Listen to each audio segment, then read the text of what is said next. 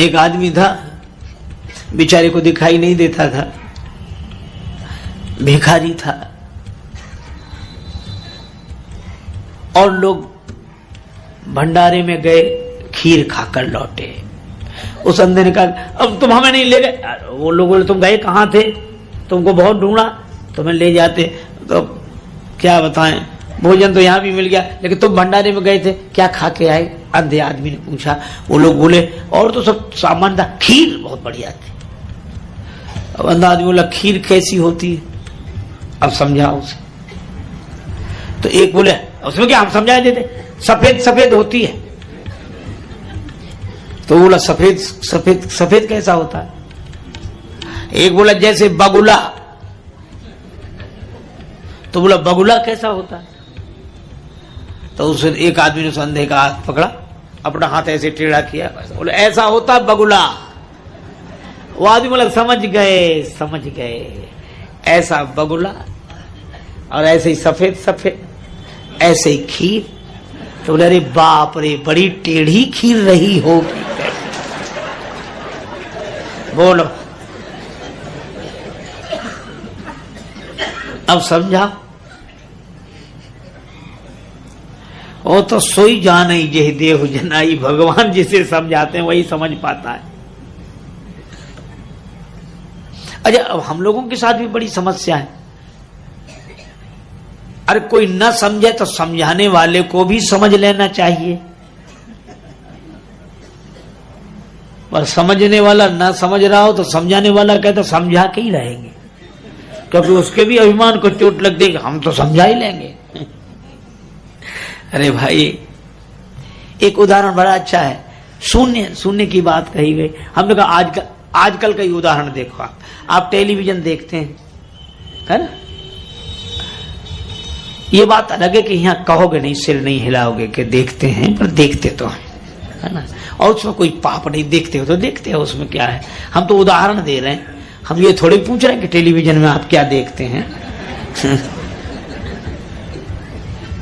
अच्छा, रिमोट आपके हाथ में होता है, उसी से कंट्रोल करते हैं। अच्छा, आप ऐसे सोचो कि जैसे टेलीविजन में आप कोई चैनल देख रहे हैं और उसका नंबर 25 हो और उसमें 65 तक हो उसकी संख्या, तो शून्य पर अगर आना हो तो क्या करें? दो ही उपाय है, या तो 25 से आगे बढ़ो, स्वीकार करते 26, 27, 28 और 65 तक जाओगे तो शून्य आ जाएगा। दूसरा तरीका यह है कि आगे मत बढ़ो, पीछे लौटो, 25 नहीं 24, 24 नहीं 23, 23 नहीं 22, और ऐसे लौटते चले जाओगे, अंत में एक के बाद शून्य। भाई यही दो उपाय हैं अहंकार को शून्य करने के। अहंकार को शून्य करने के यही दो उपाय हैं। क्या? या तो पीछे लौटो या आगे बढ़ो। पीछे लौटने का अर्थ है नेति नेति, यह भी नहीं, यह भी नहीं, यह भी नहीं, और सबको नकारते जाएंगे तो अंत में उस शून्य को उपलब्ध हो जाएंगे, जिस शून्य में परम सत्ता की प्राप्ति होती है। और आगे बढ़ना क्या है? सबको स्वीकार करना, यह भी है, यह भी है, यह भी है, यह भी है। और जब सबको स्वीकार कर लेंगे तो भी अपना अभिमान शून्य हो जाएगा, और सबको नकार देंगे तो जब सब नहीं तो हमारा ही मैं कैसे? और इसीलिए भगवान श्री राम कृष्ण देव कहते हैं कि दो तरह के मैं होते हैं, एक कच्चा मैं, एक पक्का मैं। हाँ, कितना बढ़िया उदाहरण है।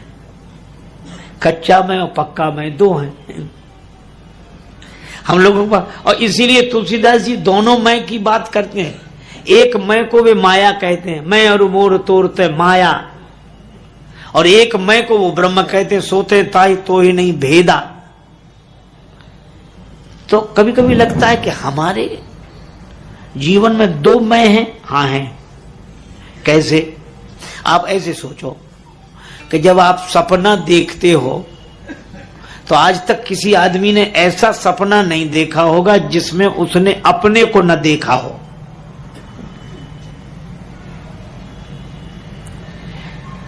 सबको बाद में देखता है, पहले अपने को ही देखता है। इसलिए सपने में लोग क्या कहते हैं, हम वहां गए महाराज, हम वहां गए, फिर वहां ऐसे, हम ऐसे ऐसे। ये बात अलग है कि सपना, कई लोग सपने की बात करते, ना भी आए तो बात करते हैं। एक विद्यार्थी बड़ा चालाक था, अपने प्रोफेसर के पास गया, बोले सर, पांव छुए, हाँ बोलो बोलो बेटा क्या बात है। बोले पिता, आपके पिताजी तो अब नहीं है ना? बोले हाँ नहीं, उनको 5-7 साल हो गए। हाँ हाँ वही, कहना क्या चाहते हो? सर आपके पिताजी कल मेरे सपने में आए थे। ले, क्या कह रहे थे? बोले तुम अपने प्रोफेसर के पास जाना, वो हमारा बेटा है, उससे कह देना कि तुम्हारे पिताजी ने कहा है कि इसे पास कर दो। पढ़े ना पढ़े, लिखे ना लिखे, पास कर दो इसे। अब आपके पिताजी की बात है, वो आगे आप समझे, हम तो सपने की बात कह रहे हैं। अध्यापक को लगा कि बड़ा चालाक है, ये धूर्त है। देखो इसने अपने को उत्तीर्ण कराने के लिए क्या योजना बनाई। प्रोफेसर बोला कल आना, दूसरे दिन सवेरे पहुंचे। बोले सुनो इधर आ। हाँ सर। बोले तुम झूठ बहुत बोलते हो। बोले क्यों? बोले आज हमारे पिताजी हमारे सपने में आए थे। बोले वो कह रहे थे कि वो लड़का बड़ा धूर्त है, दुष्ट है, उसको बिल्कुल पास मत करना। तो विद्यार्थी चुप हो गया। अध्यापक ने समझा कि हम सफल हो गए, जीत गए। पर विद्यार्थी थोड़ी देर में हाथ जोड़ के बोला सर आपकी मर्जी, हमें पास करें या फेल, लेकिन इस घटना से एक बात तो सिद्ध हो गई।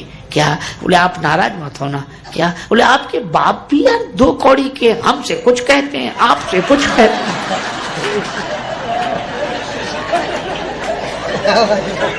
एक बात ही नहीं कहते। अब बोलो,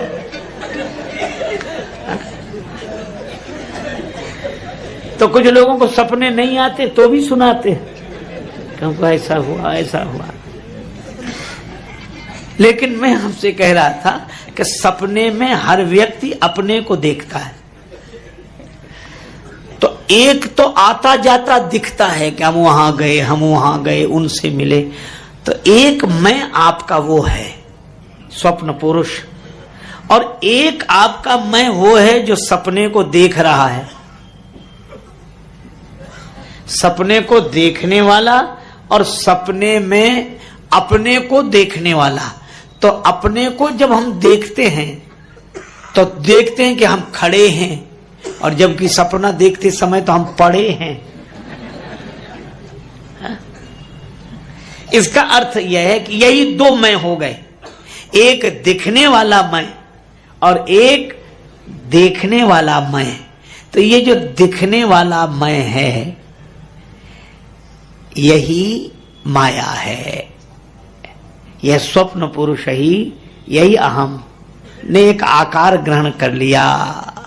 लेकिन इस अहंकार को जो देखने वाला है, जिस अहम का साक्षी है, वह स्वयं है, वही पक्का मैं है। कच्चा मैं यह स्वप्न पुरुष, और पक्का मैं उस स्वप्न को देखने वाला। इसलिए एक बड़े त्यागी तपस्वी वीतरागी वेदांती संत थे, वयोवृद्ध महात्मा थे।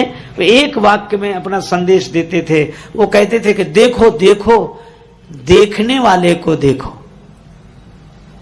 अच्छा, अब लेकिन एक अजीब बात है, जब सपना देखते हैं तब दिखने वाला तो दिखता है और देखने वाला नहीं दिखता, समझ में ही नहीं आता। और जैसे ही सपना समाप्त होता है, वह स्वप्न समाप्त हुआ और सपने के हम मिटे तो देखने वाले प्रकट हो गए। बस इसी तरह जब हमारा अहम शून्य होता है तब स्वयं प्रकट हो जाता है।